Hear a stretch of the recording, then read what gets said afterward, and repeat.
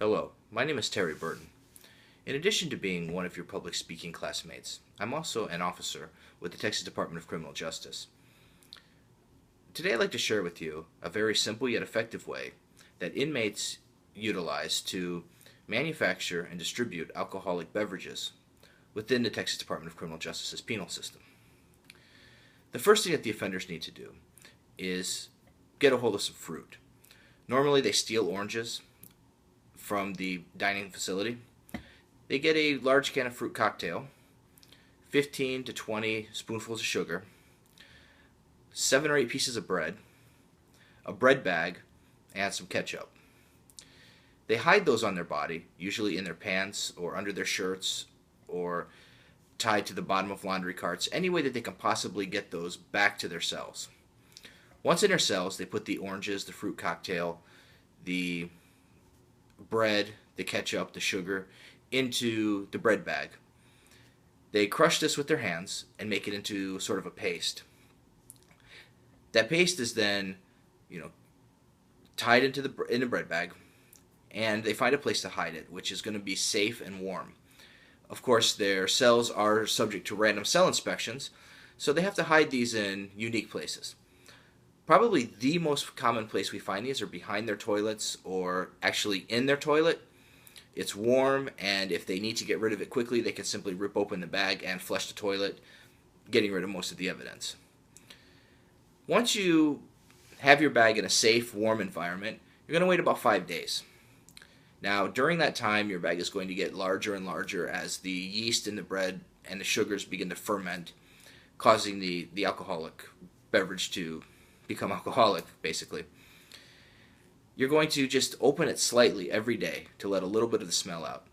A little bit of the gases allow them to escape so it doesn't explode in your cell. Now, we have to be very careful where and when we do this. Hooch, as it's called in prison, jungle juice, has a very strong odor, which is easily detected by especially seasonal correction officers.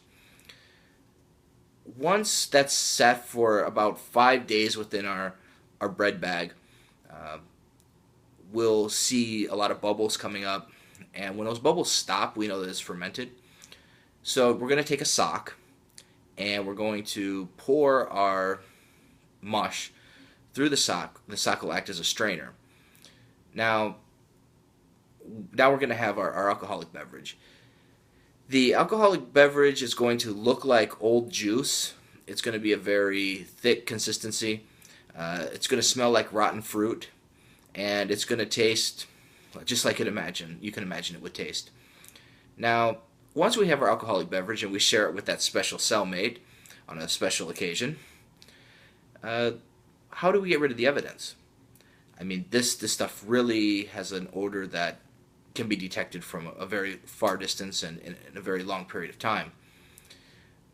What we're going to do is we're going to fill our sink full of water, and we're going to add tuna fish that we can buy in the commissary to the water. And everything that's come in contact with this alcoholic beverage, we're going to wash: the cups, the bread bag, anything like that. We're gonna just wash it in this tuna fish water, and that will neutralize the smell. Something like the bread bag, we can't really get rid of that, so we're going to put that into a Coke can to dispose of it where the officers won't see that this is a bread bag that's been used to make hooch. Everything else we're going to flush down the toilet, dispose of it that way.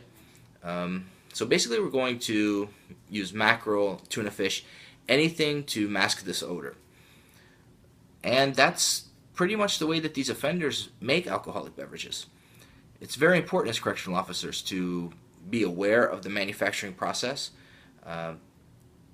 You may go into an offender's cell and find only bread. You may find a can of fruit cocktail.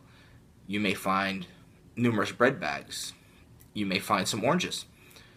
Each of these are innocent enough looking items, but together they make one of the largest threats to the security of a facility.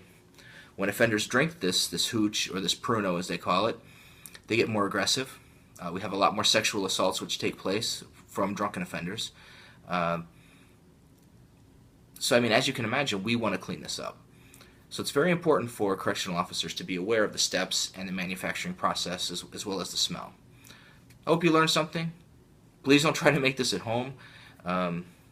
If you're not 21, you have no reason to be drinking this alcoholic beverage. And if you're over 21, there are definitely much better answers to your inebriation issues at the local liquor store. So thank you, and